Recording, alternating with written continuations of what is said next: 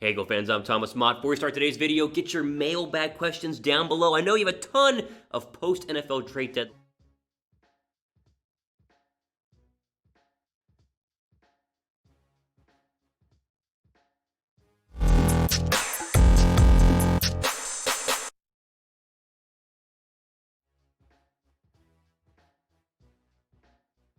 Latest Eagles news and rumors. It is Wednesday. Something happened late last night. You guys probably stayed up for. That wasn't the NFL trade deadline, but we're focusing, of course, on what happened in the NFL trade deadline as well as the other Eagle news that's going on. We start with the trade deadline. You probably saw no moves, right? Okay, shocker. Philadelphia made 0 moves at the NFL trade deadline. They did not buy. They did not sell. They apparently had some calls about different players. We'll talk about that in a second. But this is the first trade deadline since 2016 that Philadelphia did not make a move, right? You can go back a couple of trade deadlines. Remember the Jay Ajayi trade during the 2017 season. Big key factor in the Eagles making a big Super Bowl run. Howie Roseman has been active at the trade deadline. I thought he would be active at the trade deadline, but it feels like the two issues here were the fact that the sellable vets, the Ertzes, the Jeffries of the world, we'll talk about that in a second, were unable to be sold, and the buying market really wasn't that great in terms of the players that actually were moved that Philadelphia could have looked at. And of course, the Eagles couldn't really make any big trades just because the cap space issue in 2021, which we've covered extensively here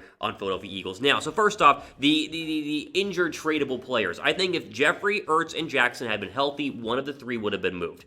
And I'll stand by that, even though there's no way to prove that since they didn't move them and they are injured. But I think they really would have tried hard to shop Zach Ertz. And I think they would have really tried hard to shop Alshon Jeffery. But the fact that he's injured, same with Zach Ertz, means he's basically, and all of them, impossible to go ahead and be traded. So that's one of the reasons why they weren't sellers. Because they couldn't. I mean, these guys get injured, and the NFL rules say you can't trade injured players, and so here we are. Now, in terms of being buyers, here we're really the only interesting move that happened yesterday. It was kind of an underwhelming trade deadline. And now, this happens a lot. You get a lot of rumors and that don't actually, turn into anything. But, I mean, what? DeAndre Washington, a running back, goes to Miami. Isaiah Ford, a very poor, not poor, but obviously not a top 2 wide receiver on any team, goes to New England. Desmond King was probably the big trade in terms of like a starter quality defender in terms of a cornerback going to Tennessee. Quan Alexander is one you could kind of look at for Philadelphia from a linebacker position, but Quan has not been himself since being injured last year, and so really it was more of a cap dump for both New Orleans and San Francisco because they traded another linebacker back over to San Francisco. Avery Williamson, we talked about here on the channel. I would have liked him, but again, Philadelphia didn't feel the need since T.J. Edwards came back. They kind of like where they're at linebacker. So really nothing crazy. It wasn't like the Eagles missed out on some big move that some team made because any one of these 5 wouldn't have done much for Philadelphia in terms of taking them from where they're at right now, on top of the NFC East, but still struggling, to a more legit contender in the postseason. Here was Bleeding Green Nation on their write-up at the deadline saying, quote, "The Eagles can still tweak their roster with waiver claims. All players are now subject to them for the rest of the season, and practice squad poachings and whatnot. For the most part, though, their current group is set for the rest of the 2020 season. We'll find out if it's good enough to win the abysmal NFC East." So yeah, they can go to the waiver wire, they can go to practice squads, and they can still improve their team. You gotta remember Boston Scott, Travis Fulgham, 2 former practice squad guys, and so Eagles have proven that they can find diamonds in the rough, so maybe they find one later on this year. But as it stands, this is your roster going into the NFC East, or going forward with the rest of the season, and maybe it's good enough to win the NFC East, maybe it's not. Honestly, to me, this is not over by any means, even though Philadelphia is the clear favorite. The schedule is tough. We've talked about that here on the channel. I think the main focus here is just how good Washington is from a competitive level. And then, again, I mean, if you watched the Monday Night Football game, a lot of people didn't, but the Giants look a lot better than their record actually shows. So your odds right now, as you see, Philadelphia minus 250, Washington plus 375, and then, so on and so forth. And so I'm curious who's winning the NFC East in your guys' opinion. And of course, you can always bet on the NFC East with our friends at BetUS. Bet on Philadelphia, bet against Philadelphia. Either way, chatsports.com/EaglesBet. Use the promo code EAGLES125 for 125% deposit bonus. I was talking to somebody about this yesterday, as you guys keep seeing the stuff on your screen. At least Philadelphia is relevant right now. I mean, at 3-4-1, they could be irrelevant in other divisions. They're relevant right now, and the fact that they are in the driver's seat to win the division, regardless of how bad they played, and regardless of how you feel about all the players on this team, still very exciting. Okay, let's go on to probably the only move that was almost made, apparently, that did not happen, was the Will Parks move. So we talked about this last week, that they had been interested in moving Will Parks because they feel confident at safety behind Will Parks, and rumors were suggesting that would be the one player Philadelphia was guaranteed to sell. The Vikings apparently, according to Moles reports, did call Philadelphia. There were preliminary talks about moving Parks to Minnesota, but that all fell through, and I think it kind of ties into the fact that Parks is a free agent in 2021, so if Minnesota doesn't need him right now because obviously they're a 2-win football team, they can just wait and sign him in the offseason for a cheaper deal, not having to give up anything if they love Will Parks that much. The VikingsGauge.com has this one saying, quote, according to the Star Tribune's Ben Gosling, I think, the Vikings had preliminary discussions with the Eagles about a possible deal that would have sent Philadelphia City Will Parks to the Twin Cities. So, the move didn't happen, but again, from everything I've learned, everything I've heard, is that this was really the only close trade Philadelphia made in terms of selling one of their players. Not a lot of calls for anybody else, as we talked about and detailed there in the first story. Moving Parks to me, would have been a whatever move because he hasn't done much this year. It's been good to have him on the football field at times. The Kayvon Wallace injury probably has an impact on that, but this is not a future building block in Philadelphia at all. I don't see him being here long term. I mean, know what you guys think, though, with the pinned comment down below. Should the Eagles have made a trade at the deadline? Are you disappointed they didn't make a trade? Is there a player you wanted them to trade for? Y for yes, N for no. Go to the pinned comment down below. I want to go ahead and hear from you guys.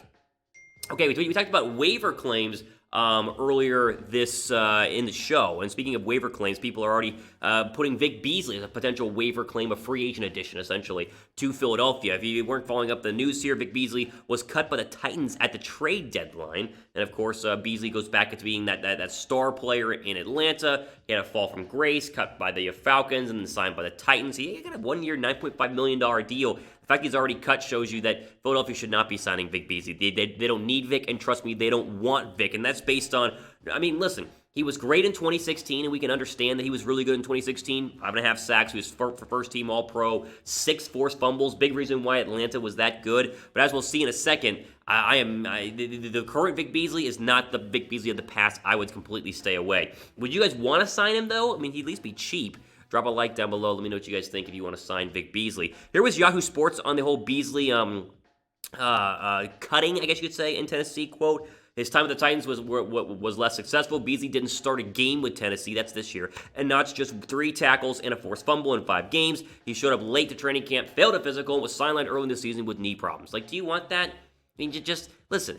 Beasley is one of these NFL players, and it happens all the time, who have one good year, and then they get a big contract, and they never live up to that. Again, you could sign him for cheap and just kind of hope that he turns out to be a low-risk, high-reward player, but nothing the past couple of years, whether in Atlanta or in Tennessee, tells us that Beasley would be anything special for Philadelphia. And honestly, Brandon Graham's been playing fantastic, one of the best pass rushers sack-wise in the NFL this year. Barnett and Sweat are holding down the other side. They're mixing in and out. Sometimes Barnett has a good game. Sometimes Sweat has a good game. I think Fletcher Cox is emerging and kind of getting better because he was struggling early on, not getting a lot of disrupted plays. He's not going to get a lot of sacks, only 2.5 this year, but I think that Cox is kind of emerging as the normal beast that he is. So I think they're okay at defensive end. Vinny Curry is kind of already there and kind of playing the role that Beasley would play if he was here, and they like Curry a lot better than Vic Beasley.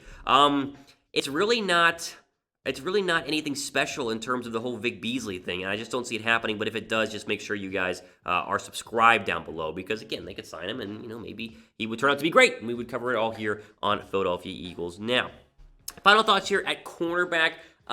Could Jacquet be, or Jacquet, however you want to pronounce his last name, Michael Jacquet, fill in at cornerback with Slay being a little bit banged up right now. And obviously, Darius Slay was in and out in the game on Sunday. He's not perfect, but of course, he showed some flashes there against the Dallas Cowboys. He's currently on the practice squad and could be one of those, great practice squad finds. To me, this is less about Slay and more about if they still believe in Avonte Maddox, who's been in and out, obviously, with injuries as well. Again, Michael was great in the Dallas Cowboy game. In all honesty, all the cornerbacks were great. Now, it was Ben DiNucci, so you can't get too excited here. But this is something to keep an eye on going forward in Philadelphia in terms of the secondary, because LeBlanc was injured in the Dallas Cowboy game, and he's been kind of a favorite of the coaching staff, but to me, not living up to the potential that people thought he would have going back to 2018. And so this whole defensive back depth chart is something to keep an eye on here right now, just because with Slay and Maddox being the starters, but are a little bit banged up. And again, we're not sure just how banged up Darius Slay is. I think he's going to be okay. Then you can see a LeBlanc or maybe Michael come in